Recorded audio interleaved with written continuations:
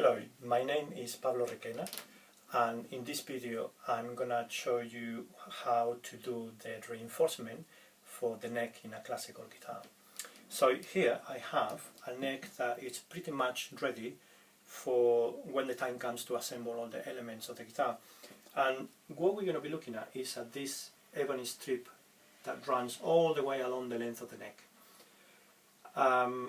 So it's made of ebony, and the width of the strip is about 3 millimeters. I say about because this one in particular, the cutter, is 3.2, but you can use anything around those dimensions that you have in your workshop.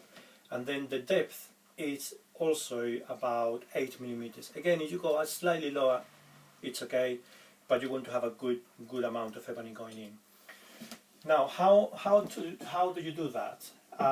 In here I have one that I've just done, and basically we're just going to cut a slot all the way along the length of the neck, and to do that you are going to need a router table.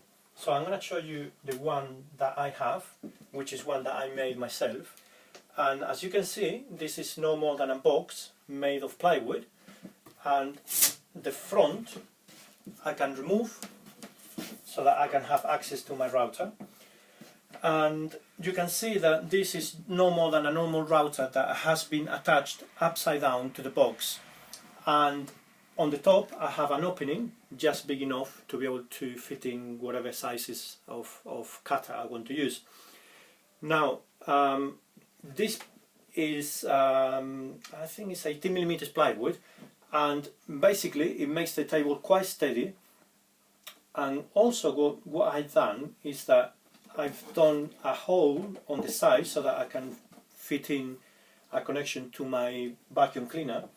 So what that means is that when I have the lid on and I have everything set up, the air can only come in through the top, probably also a little bit of air through the gaps, but most of the air is going to go through there. So what that means is that the dust that we are going to generate, it's going to go straight to the hoover, or some of it is going to be stuck in the box, which we can clean afterwards. So what that means is that we keep the workshop cleaner and we're not going to be breathing in horrible, terrible dust.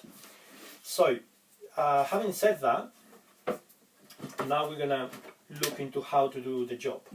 Now I'm not going to, I've already done it. I didn't want to do the cutting on camera because it's just a noisy job, and you can imagine there's no difficulty into here. What I wanted to show you is really about how the reinforcement is done, the dimensions and materials and so on.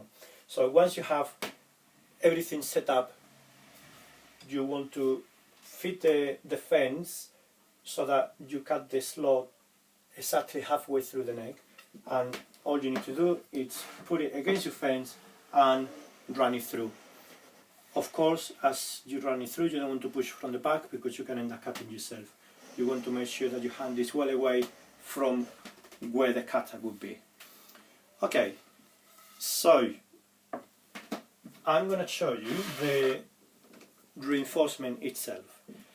Basically, this is a strip of ebony, and you can use anything that you have hanging around in the workshop. You can use ebony, you can use rosewood, maple, any hardwoods that you have as an offcut in your workshop. And this one, I've done it with ebony because this, basically I've been cutting quite a few strips from here now.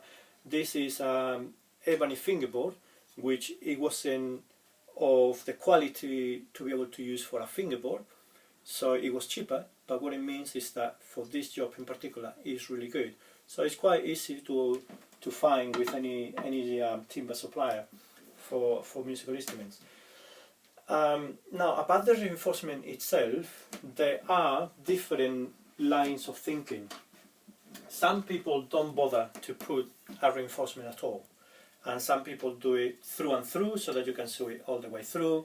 You can see this is not the right setup for that, because as soon as you cut all the way through, then you split those pieces of wood. So that's got to be done in a different way.